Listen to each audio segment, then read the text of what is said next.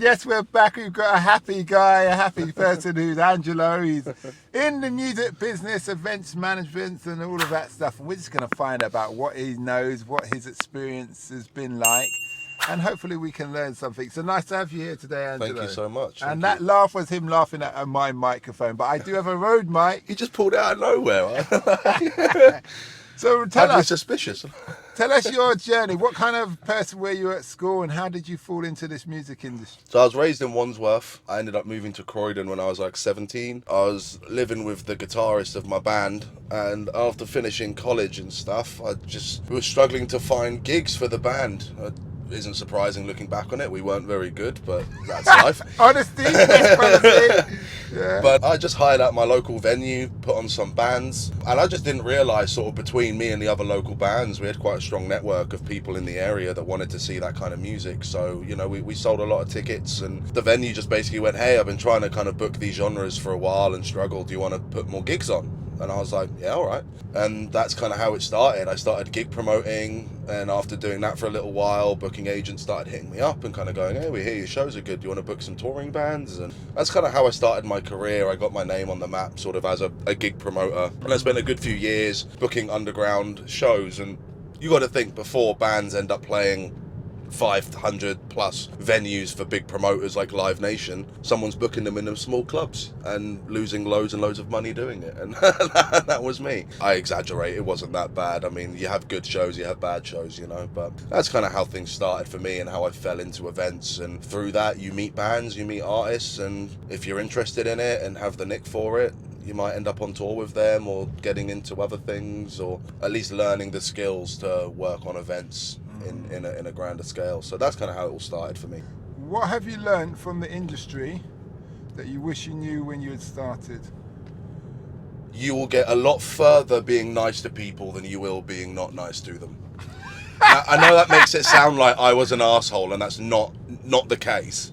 Go on. I mean, when I was younger, I definitely had more of a temper, you know what I mean, and that's a personal issue. But there are, you know, you at 19, I was 18, 19, taking on a lot of responsibility and a lot of stress, you know, and didn't have any kind of mentor or guide or anyone to kind of go, hey, this is the things to expect. And when you take on a lot of responsibility and you're maybe not always prepared for it, that stress can get to you and cause you to act in a way that, do you know what I mean, it isn't necessarily yourself. And so there was definitely a few times where I snapped or kind of like let it get to me, or like as a tour manager kind of put my foot down with someone and was firm in a scenario where I could have just been kind.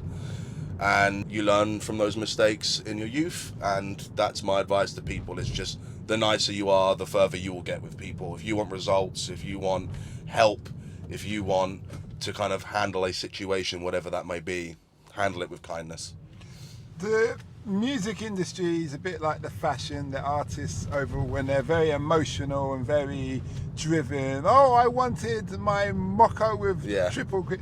How do you deal with all those kind of things? Because obviously you're talking about your personal self and how do you deal with all that kind of temperament? Now, I know you spoke about nice. Yeah, totally. You get divas. I mean, it depends what your role is. I mean, if I'm tour managing an artist who is like really, really, really pretentious and really obnoxious and a diva, to be honest with you, I'll probably do what's in the best of my ability to kind of just keep them relaxed and kind of get what I want for them, if that makes sense. You know, if they need something and it has to be that way, at the end of the day, you are working for them. You kind of just have to deal with it. But if you're talking specifically, I guess you kind of just have to validate their ridiculousness, if that makes sense. And then from there, again, it kind of does translate back to what we were talking before. It's how you deal with it. So if in this scenario, you're talking to a promoter about catering at an event, do you know, you can choose to be the voice of the artist and go and start kicking off and be a diva for them, or you can just take the promoter aside and go, look, mate, this one's a bit of a diva. Do you reckon we can just figure this out and make this happen? There's usually a solution to solving that problem without having to have an argument or falling out. But the truth of the matter is, some people are just like that, and if they're the artist and they're selling the tickets, no one can really tell them shit. And you kind of just have to deal with it or not take the gig, to be completely honest with you. Okay, that's good. Nate, what kind of artists have you dealt with? What's your genre? So I've done a mix of things. Mainly, most of my work has been in kind of niche circles of heavy metal, to be honest, but some interesting genres, a lot of post-rock, a lot of tech metal. Are these underground artists, or are they big commercial? I mean, in comparison to mainstream genres, they would probably not be considered hugely commercial, because a commercial, like rock metal band from our sort of generation would never get as big as a rapper or a pop star would. There's just not the same scope or scale for it to grow to that size. There's been an interesting conversation in the metal community for a few years, being like, who's going to fill the shoes of Metallica and Iron Maiden and these bands? And the reality is they probably won't. And they might be the last era of metal bands that will fill out stadiums to that size worldwide. Why do you think that is? Because the genre has grown to too many niches, and it was already a niche, if that makes sense. So heavy metal was a niche, and now it's just broken down into fractions. Yeah, I mean, it would be fair to say that heavy metal is definitely more known than it was. It's quite a new genre of music in the grand scheme of things. It only really came around in the 60s to the 80s, really. I mean, if you go back to the creation of distorted guitars in the 60s with bands like Deep Purple, I suppose that's the early days of heavy metal. But the first heavy metal bands people can really name would be your Black Sabbath, your Metallica, your Maiden, and they're enormous bands. But yeah, like nowadays I find the niche festivals are doing better than, say, Download Festival, where the ones that cater to someone's specific need. And the genre has just evolved into such a wide scope of different things that have taken inspiration from other genres. So there's metal with jazz in it, and there's metal with folk in it, and do you know what I mean? There's all these different things going on, and people tend to stick to their niche, and metal isn't just this one thing anymore. So I would probably say that's why, but it's a very long-winded way of explaining it. Do you feel, so I had this conversation with someone else the other day, that there's no real new music out there? No, I wouldn't be able to agree with that at all. Go on. I mean, sometimes you have to look in the right places, but let's look, for example, in the mainstream sort of side of things, like the grime drill culture. Like, Americans have never really been interested in UK hip-hop, and just regardless of what you think of drill, it's banged worldwide. Like, the Americans are loving drill, they're doing drill. It's the first time they've kind of really enjoyed UK hip-hop on a big scale, and that's a huge market for music, let alone just hip-hop, right? Or just rap. And ultimately, I do think there's a lot of new stuff coming out constantly. I think music evolves at an extremely rapid pace now. The younger kids seem to really into things like bassline, drill again. These are just things that weren't around 10 years ago. There was grime, but grime wasn't massive. It was still very underground. And yeah, the same with the rock and the metal and the pop genres. The bands coming out just don't sound like they did 10 years ago. And it was interesting. I'm a 90s kid, so you listen to the 80s and you're like, damn, this sounds like a whole world away from what I'm used to. And now that I'm 30 and kind of seeing it happen in real time, you can kind of really see the direct influence of the evolution of music and what inspires people and how genres get mashed together, and sometimes a formula's just landed like that and it works. Yeah, but I think that's where you said how genres get mashed together. I think when we was having that discussion, it was in relation to the fact that they're not coming out with their own original melodies, rhythms, everything themselves. They're kind of picking pieces from other. It's like what the pharmaceutical companies do. They just take other previous drugs, mix them together, and come out with a new brand.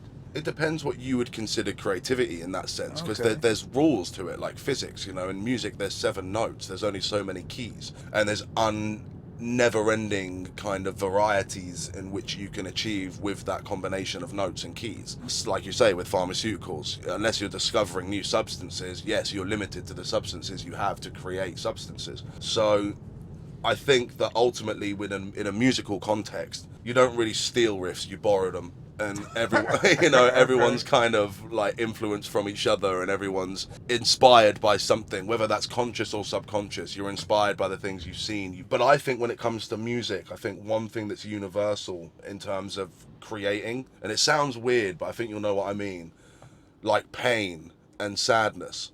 Some of the best art is born of like pain and negative experiences, and it's that ability to relate and share with people. And I think music is a carrier to like share stories and actually translate ideas to people and help people work through things and relate to each other. So I would say with kind of the new stuff, yeah, you're still working on softwares that people have used. You're still using instruments people have used and notes people have used. But I think there's never-ending levels of creativity in terms of what you can create with that. And there's so much weird music out there no one listens to. Do you know what I mean? There is weird stuff out there, and some insanely creative stuff that's just very niche and never gets discovered.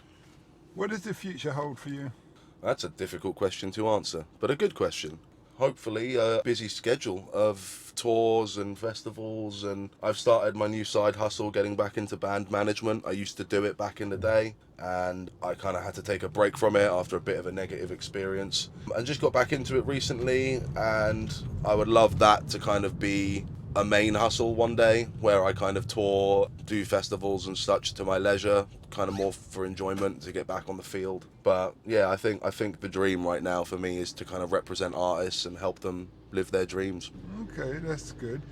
What would be your advice to somebody who wants to get into the business? It's specifically in the backstage kind of area. Yeah. So the best advice I can give is, when you're young, go to shows. Like, that's what inspired me ultimately. I was at like college, and there was like going to the music concerts at college and just being like, this is crazy, the energy in here is great. And if you vibe with that, do you know what I mean, you're already on the right tracks.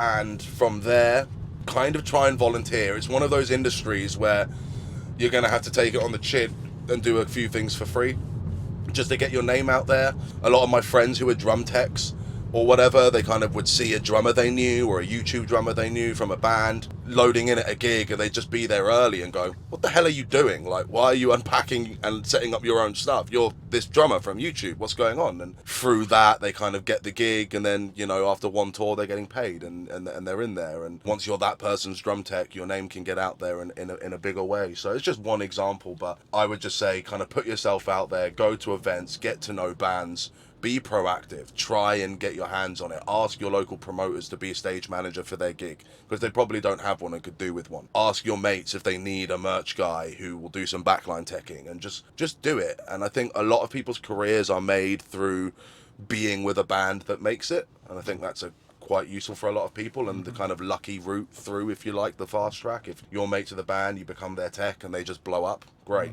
Otherwise, just throw yourself out there until you're experienced enough to kind of command some money for it and build a network for yourself. Utilize social media, connect with people, go to events, make yourself part of the scene. That's the best way to do it. Okay, that's good. Where can people find you, social media wise? You can get me on Instagram. I'm Angelo_GTHC. GTHC is a joke tag thing for my band.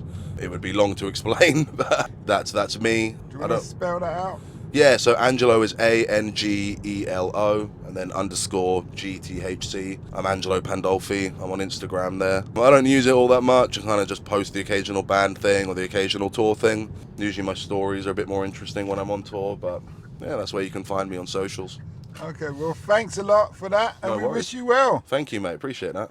We hope that episode enhanced your life.